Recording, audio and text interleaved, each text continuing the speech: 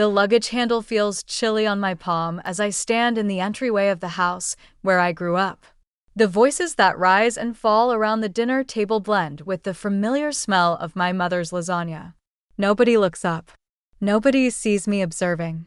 My father refurbished the yoke table when I was 12, and 5 people are seated around it. Mom puts her hand on Evan's forearm and leans in toward him, her face pressed together in concern. With his shoulders slumped beneath the burden of his sadness, my eldest brother gazes at his plate. Dr. Phillips thinks we should consider adjusting your medication again, Mom responds. The side effects might be why you're having trouble getting out of bed. With the fork halfway to his mouth, Dad nods. Son, whatever it takes. I'm here for you. Lena sweeps her copper hair behind her shoulder across from them. According to my therapist, I'm actually doing better with my abandonment problems. According to her, identifying the pattern is half the fight. Mom's eyes light up with instant curiosity. That's wonderful, sweetheart. Tell us more about what she said. I shift slightly, the floorboard beneath me creaking. No heads turn. At the far end of the table, Miles hunches over his math worksheet, eraser shavings scattered around his plate. His dark hair falls into his eyes as he scrubs frantically.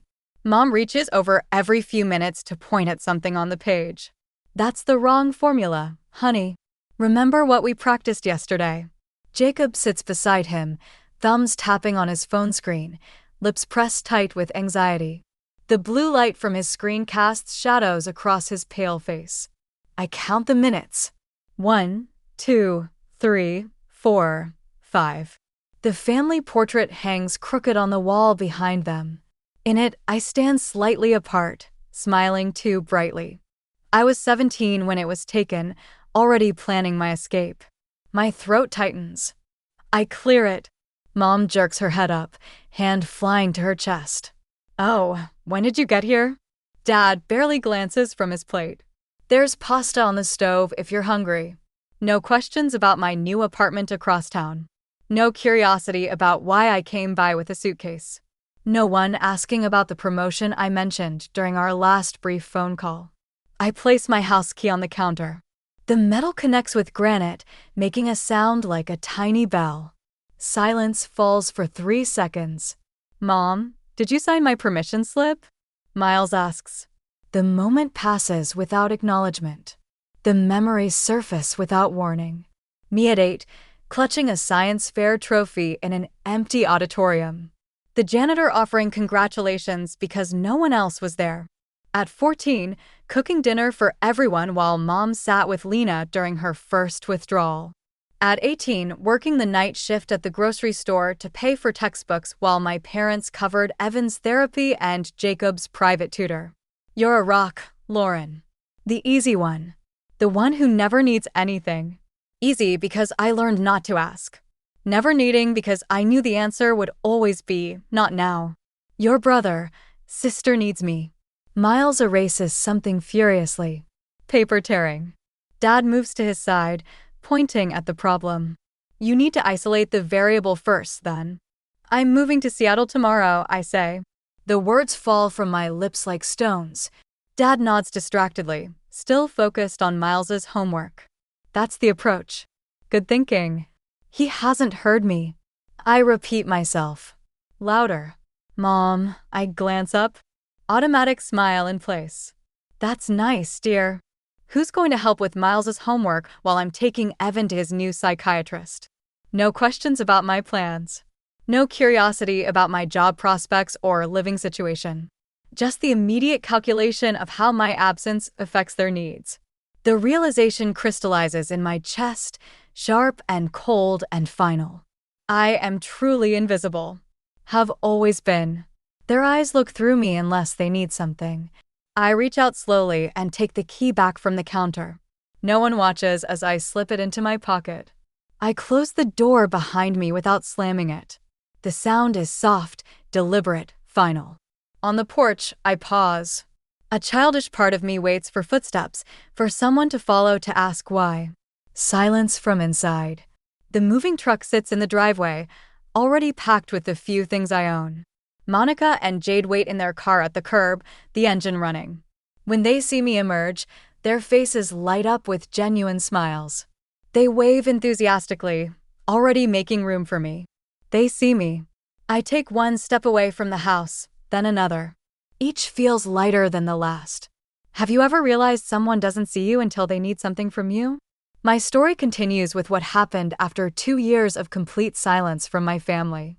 Sunday morning, sunlight streams through the bay window of our apartment, casting golden squares across the hardwood floor.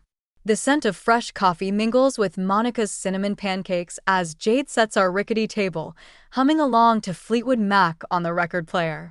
Our living room walls tell the story of the past 2 years, shaking the Olympic Peninsula. Halloween costumes from last October. Spontaneous road trips to Portland. My face appears in every photo, smiling without effort. Earth to Lauren. Monica waves a spatula at me, her curls wild from the kitchen steam. You're doing that thing again. What thing? I pour more coffee into my chipped mug from Pike Place Market. That quiet, smiling thing, like you're counting blessings in your head. I shrug, unable to deny it. Just this. All of it. Jade flops onto the couch beside me, shoulder bumping mine deliberately. 2 years of Sunday brunches. Pretty good streak we've got going. The three of us found each other through a roommate ad after I arrived in Seattle with nothing but a suitcase and determination. We're different in 1,000 ways. Monica teaches kindergarten with boundless energy. Jade codes video games with intense focus. But somehow it works. Did you tell them yet? Monica asks, sliding a stack of pancakes onto the communal plate. Tell us what? Jade perks up, reaching for the syrup. I got the promotion, I say, feeling my cheeks warm with the admission. Something about sharing good news still feels strange, like I'm taking up too much space. Senior data analyst starts next month. They both whoop, Monica abandoning the stove to crush me in a hug while Jade runs to the refrigerator. We were saving this, Jade says, returning with a bottle of champagne. But screw mimosas. This calls for straight bubbles. At 10 o'clock in the morning. I laugh. Absolutely. Monica takes the bottle. You worked your ass off for this.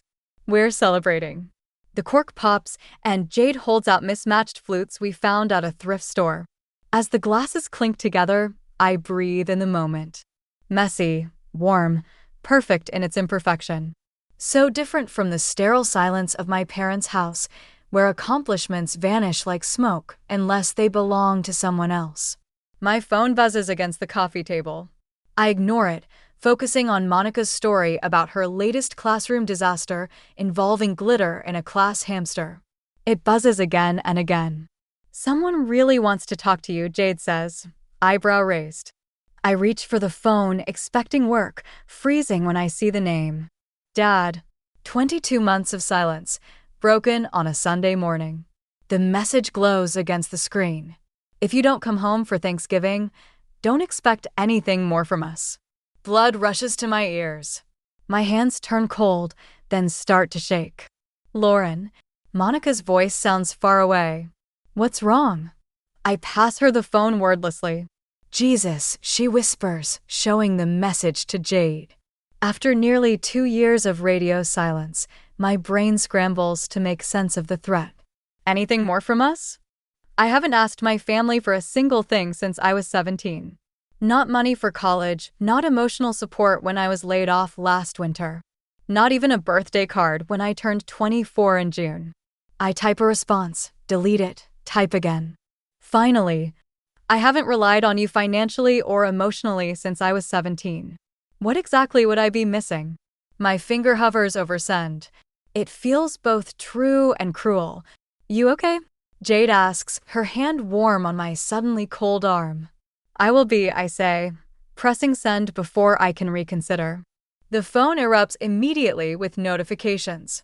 A wall of texts from Mom about family obligations and how I've always been the selfish one. A message from Jacob that simply reads, Miles needs his big sister, please.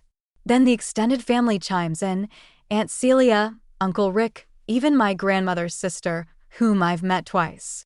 all variations on a theme. His silence tells me everything. After we hang up, I sit surrounded by my chosen family, their concerned faces more present than my blood relatives have ever been. "What are you going to do?" Monica asks, her hands steady on my back. I look around our apartment, the string lights jade hung when I couldn't sleep after nightmares, the bookshelf Monica and I built together, the wall of memories we've created. Then back at my phone, still lighting up with demands disguised as family obligation. Not play their game, I say, finally. But Miles shouldn't suffer for their mistakes. That evening, I send a care package to my youngest brother, gift cards for books, snacks, and clothes with a letter explaining that while I won't be coming home, I'm still here for him. I draft a clear email to my parents about respect and relationships, explaining that financial assistance requires basic human consideration. I decline the Thanksgiving invitation without apology. The phone rings at midnight. Jacob again, but different this time, hesitant, uncomfortable. "There's something else you should know," he says, each word careful. "They named you as Miles' guardian years ago, and there will if anything happens to them." My stomach drops through the floor without asking me. "I thought you knew." Of course I didn't know. The room spins slightly. They made a life-altering decision about my future without even mentioning it. The next morning, I call their lawyer directly. He confirms it casually as though this is perfectly normal, then adds the final blow. "Your mother mentioned you'd abandon the family." I'm glad to hear that's not the case. After the call, I sit at our bay window watching Seattle wake up, wondering when exactly I became the villain in my own family story. I sit cross-legged on my apartment floor, surrounded by bills, calendars, and a half-empty glass of wine. The setting sun casts long shadows across the hardwood, painting everything gold. 6 months of silence from my family weighs heavier than the wine bottle. My phone screen displays Dr. Winters' text, "Proud of you for maintaining boundaries. See you Thursday." The calendar on my wall bears a red X through each day since I refused to come home. 183 marks of freedom or abandonment. The line blurs after midnight. I trace my finger over a photo of Miles tucked into my journal. He stands awkwardly beside his science project, smiling too wide. I sent a congratulatory gift card. Mom returned it unopened. Dr. Winters calls these moments evolutionary pain. "Growing beyond the role assigned at birth hurts like hell," she says, "necessary agony." "Your parents outsourced their responsibilities to you by age 10, she told me last session, her voice matter of fact. "You weren't parented so much as recruited." The memory surfaces without permission. 12. My old self standing on a kitchen chair to reach the stove, making dinner while Mom sat with Lena during withdrawal. Dad's hand on my shoulder. "You're a rock, Lauren." The easy one. Easy because I learned not to ask. My phone buzzes. Unknown number. The clock reads 3:14 a.m. "Hello." Sleep clings to my voice.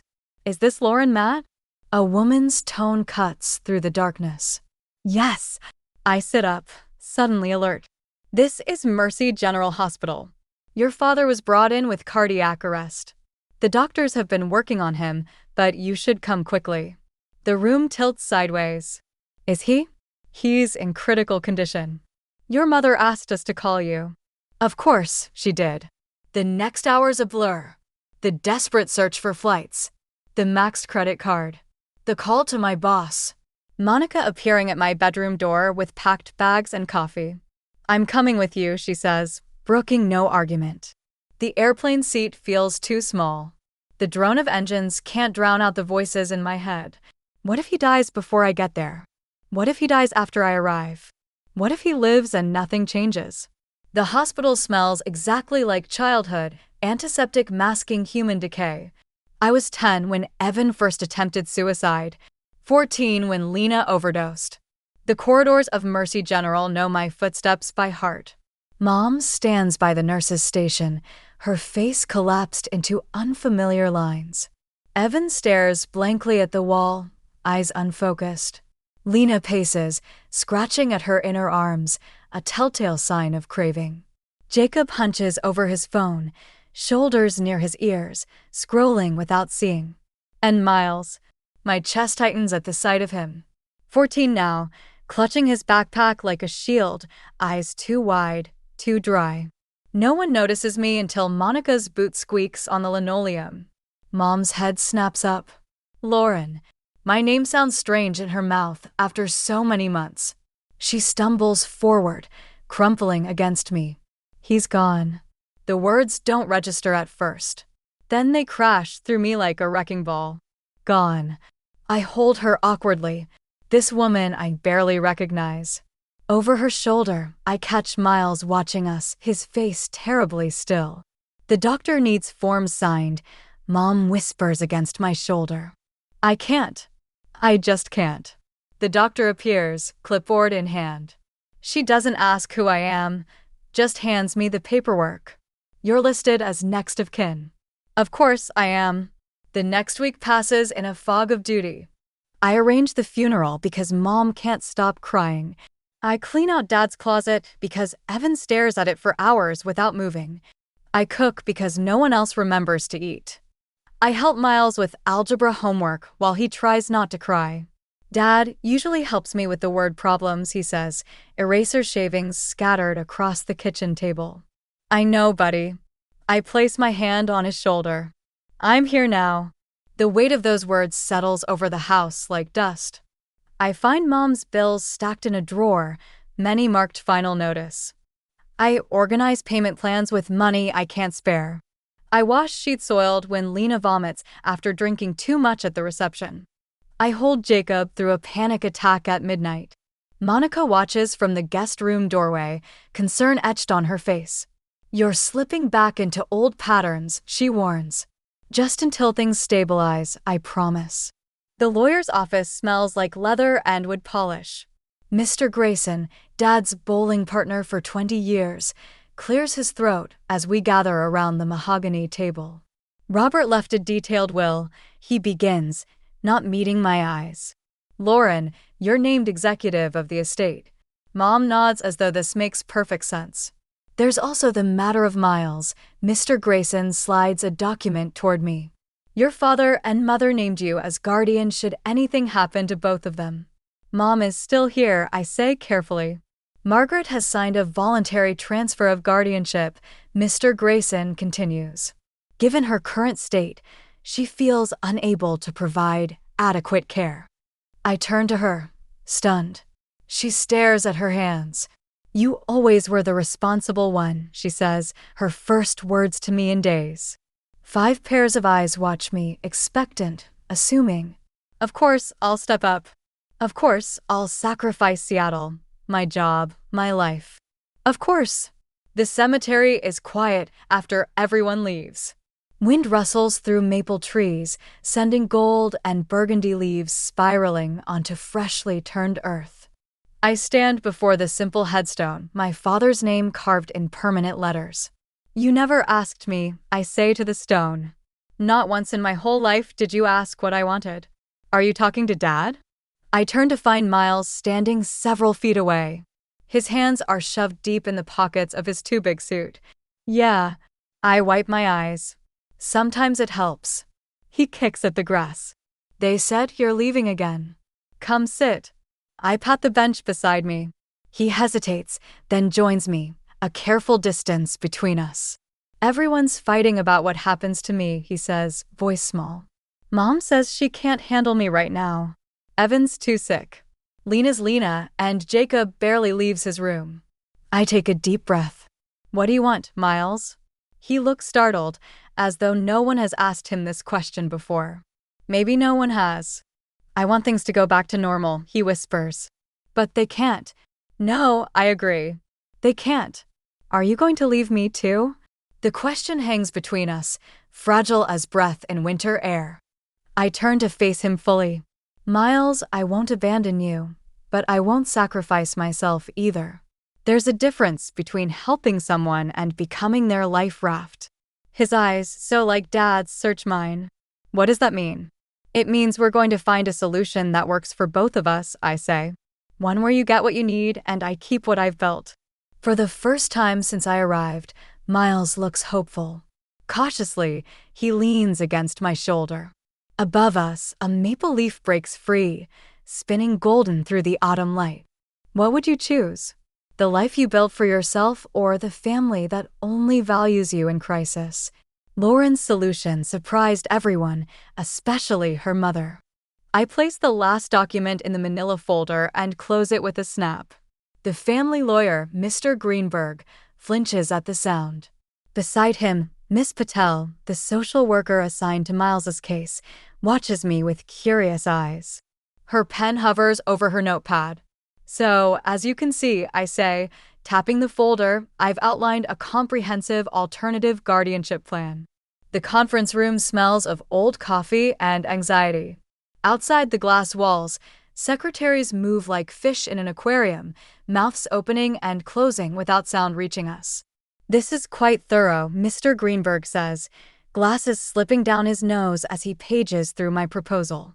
But Lauren, your father's will clearly states. My father named me guardian without my knowledge or consent, I say, keeping my voice level. I'm offering a viable alternative that serves Miles's best interests while acknowledging my own limitations. My mother sits across from me, hands twisting a tissue into rope. You can't just abandon your brother, she whispers, voice cracking. After everything we've. Not abandoning him, I push the financial statements toward her. I'm establishing a trust fund for his education. I'll maintain regular contact through video calls. And I've arranged for cousin Sarah to become his legal guardian with my financial support. Mr. Greenberg's eyebrows rise. Sarah Matt, your father's niece? She's a child development specialist with 2 kids of her own. Miles already adores her. She's agreed, pending your approval. The room goes quiet. From the corner, Jacob clears his throat. Lauren's right, he says, surprisingly. We've always expected her to pick up our slack. When has anyone asked what she wants? Mother's face hardens. So that's it? You make a little folder and walk away from your responsibilities? What kind of daughter? The kind who was never seen, I say, the word slicing through the air. The kind who learned at 8 years old that her accomplishments didn't matter. The kind who cooked dinner while you sat with Lena during withdrawal, but no one sat with me when I had pneumonia. Miss Patel writes something in her notepad. Mr. Greenberg looks uncomfortable. My non-negotiable conditions are in Section 3, I continue, pointing to the tab. Miles receives therapy. The whole family attends monthly sessions if they want my continued financial support. And Miles gets his own cell phone so we can talk without interference. Mother's face flushes crimson. You're holding your own brother hostage for money? No, I'm requiring accountability for once. The door opens. Miles slips in, lanky and nervous in his 2 short jeans. You wanted to see me? He asks, eyes darting between us. Yes, Miles, I say, softer now. I wanted you to know the plan directly from me. I explain everything while he listens, face serious beyond his 14 years. When I finish, he nods slowly. So, you'll still be my sister, just not my mom's sister. A laugh escapes me, sudden and real. Exactly. I'll be your sister who loves you enough to make sure you get what you actually need. He considers this. And I get to go to computer camp next summer like we talked about. It's in the trust stipulations. Cool. He turns to Mother. I'm okay with it. Lauren shouldn't have to give up her whole life just because Dad didn't ask her first. Mother's mouth hangs open. The tissue in her hands has disintegrated into white confetti. Mr. Greenberg closes his folder. Well, this is unorthodox but legally sound. Miss Patel, the social worker, nods.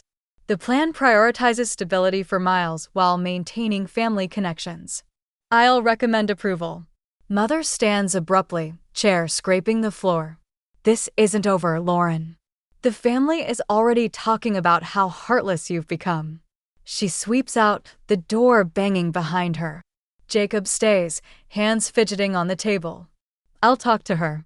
She just doesn't know how to let go. Neither did I until I had to, I say. 3 days later, I step off the plane in Seattle. The familiar rain taps a welcome on the terminal windows. Monica and Jade wait beyond security, holding a glittery sign, "Welcome home, Boundary Queen." Tears spring to my eyes as I fall into their arms. "How'd it go, warrior?" Monica asks, taking my carry-on. "They hate me. They love me. They don't know what to do with me. Did your plan work?" Jade asks as we walk toward the exit. "The lawyer approved everything. Miles gets what he needs. I get to keep my life." That night, we open wine on our balcony. The Seattle skyline glitters like stars brought to earth. "To healthy boundaries," Monica toasts. "To chosen family," Jade adds. My phone buzzes. A text from Jacob. "You inspired me. I'm looking at apartments next week. Can we talk sometime?" For the first time since the funeral, I fall asleep without the weight of other people's expectations pressing on my chest. In my dreams, I stay home, seen at last. The doorbell rings at 9:17 on Sunday morning. I freeze, spatula in hand, pancake batter dripping onto the counter. No one visits this early. No one visits unannounced. Monica peeks around her bedroom door, hair wrapped in a towel, expecting someone. No. Something heavy settles in my stomach. Through the peephole, reality warps. My mother stands on my welcome mat, suitcase beside her, fiddling with her wedding ring. She looks smaller than I remember, shoulders curved inward, hair more silver than copper now. When I open the door, winter air rushes in. "Lauren." She attempts a smile. "Surprise." Behind me, Jade emerges from her room, eyes widening as she spots my mother. She and Monica exchange glances loaded with silent communication. "Mom," my voice remains steady. "What are you doing in Seattle?" She lifts her chin, fingers clutching her purse strap. "I sold the house. I thought it was time to be close to family." The words hit like individual stones. Sold the house. My childhood home gone without a single phone call. She glances at her suitcase. "I was hoping I could stay with you until I find a place. I'm too old to be rattling around that big house all alone after all these years." Monica steps forward. "I'll make some coffee." Mom peers past me, scanning the apartment, my peaceful space, my sanctuary. "This is cozy. Temporary, I assume." "I've lived here 3 years, Mom." "Well," she sniffs, "we'll find you something better once I'm settled." I don't invite her in. She takes a step forward anyway. "Miles asks about you constantly," her voice drops. "Jacob barely visits since his promotion. Evan's medication isn't working again," each name wielded like a weapon. "I've been handling everything myself." "How did you find my address?" Her lips tighten. "Jacob gave it to me. Someone in this family had to step up." Jade appears beside me, hand on my shoulder. "I have those documents you needed for tomorrow's meeting, Lauren. On your desk." My mother's eyes narrow at the interruption, the mask slipping for an instant. "I assume you have a spare room," she asks, ignoring Jade completely. "No." The single word hangs between us. "Don't be ridiculous." "Of course you do." She points to our hall closet as if claiming territory. "That can be cleared out. I won't need much space." "Mom, I've already arranged to transfer Miles's guardianship papers. The lawyer said it would be simpler with both of us in the same state." My blood runs cold. "What?"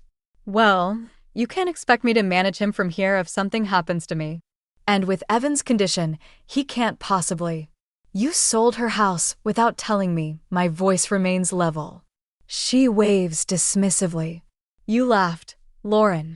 You abandoned your responsibilities." Something inside me shifts, a tectonic plate finally breaking free. "I was 17 when I cooked dinner every night while you sat with Lena." The words rise from somewhere deep, touched. "I was 14 when I taught myself algebra because you were busy with Evan's therapist." She blinks rapidly. "That's not." "I had pneumonia for 8 days in 11th grade. I took myself to the doctor, picked up my own prescriptions.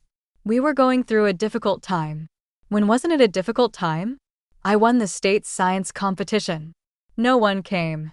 I have the photo, just me and the janitor who offered to take it." Her face pales. Lauren, this is inappropriate with your roommates here. I was invisible until you needed something from me. The neighbors across the hall open their door a crack, witnessing the quiet demolition of pretense. That's simply not true. But uncertainty creeps into her voice. I step back into my apartment. Wait here. I retrieve the box from my closet. 3 minutes later, I return, placing it at her feet. My hospital discharge papers, signed by me, not you. My college tuition receipts, all paid by me. My birthday cards. I pull one out, opening it to our daughter on her special day. No name, just daughter. Not even a proper signature, just mom and dad. She stares at the evidence, hand pressed to her mouth. Every school award, every achievement, every time I needed someone. I tap the box. Documented proof of my invisibility. Her shoulders collapse first, then her expression. Tears spill down her lined face. I didn't. I never meant. For once, words fail her. I know. And somehow I do know. She never meant to erase me. She simply never saw me at all. I'm sorry, Lauren. The words sound foreign in her mouth, unpracticed. I forgive you, I say, surprising myself with the truth of it. But forgiveness doesn't mean access. She looks up sharply. If you want a relationship with me, we start from scratch. Real conversations, reciprocal care, professional family therapy. I point to the suitcase. But you're not moving in. You're not taking over. I have boundaries now. What am I supposed to do? Her voice, small, lost. Whatever adults do when their plans fall through. Figure it out. She wipes her eyes, nodding slowly. For the first time, she truly sees me standing in my own doorway. No longer the convenient daughter, but a woman who cannot be diminished. May I call you? When I find a place, you may. She picks up her suitcase. I don't offer to help. As she walks toward the elevator, a visible weight lifts from my shoulders. When I close the door, Monica and Jade are waiting, silent witnesses to my transformation. You okay? Jade asks. I exhale. I think I finally am. I balance 3 plates along my arm, a skill from waitressing days that never fades.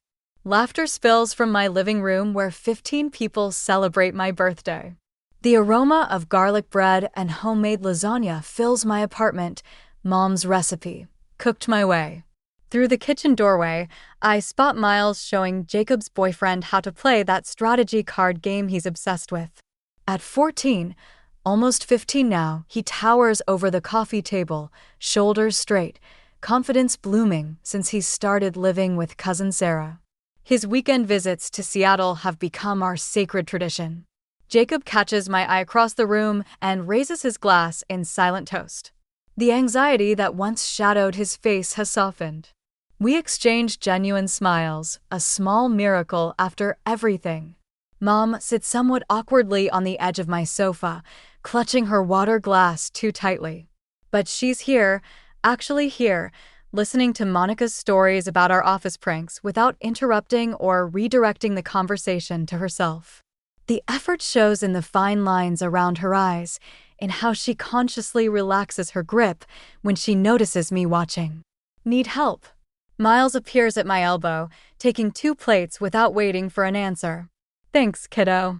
I bump his shoulder with mine, marveling at how I now have to look up to meet his eyes. The party flows around me as I move through my space. My space. The wall behind my dining table holds 3 framed certificates: family therapy, cognitive behavioral therapy, grief counseling. Not hidden, not displayed prominently either, just part of my story. Above my desk hangs Dad's fishing photo, the one where he's laughing. That rare uninhibited joy caught by someone's camera. I couldn't look at it for months after the funeral. Now it reminds me that people are complex, that loving someone doesn't require forgetting the harm they caused. After cake and presents, people drift into conversation clusters. Mom appears beside me at the sink, dish towel in hand. I'll dry, she says, reaching for the rinsed plate in my hand. We work in companionable silence for several minutes. The party hums behind us. Lauren. She pauses, focusing intensely on drying a water glass. This home you've made. It's beautiful. Water runs over my hands. I turn off the tap. The family therapist says I should say things directly now. She continues, voice steady but quiet. So, I'll say it. I'm sorry we didn't see you. For years, we just didn't see you. The words land between us, simple and devastating in their truth. I needed you to see me, I say, not just use me. She nods, eyes bright with unshed tears. I'm trying to see you now. I know. I hand her another plate. Not forgiveness exactly, but acknowledgement. A bridge built on truth instead of oblivion. Miles and I later stand on my tiny balcony. The skyline of Seattle gleams against the deepening blue. Remaining cake and coffee are shared by blood and selected family members through the glass door behind us. The sound of talking is drowned out by Jacob's chuckle. Jade is assisted by Mom in gathering empty glasses. Sarah responds, I can spend part of summer break here if it's okay with you. More than okay, I respond as Miles leans over the railing.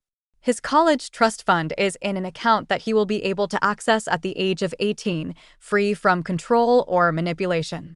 My suffering has meaning because of my voluntary work with young people from households similar to ours.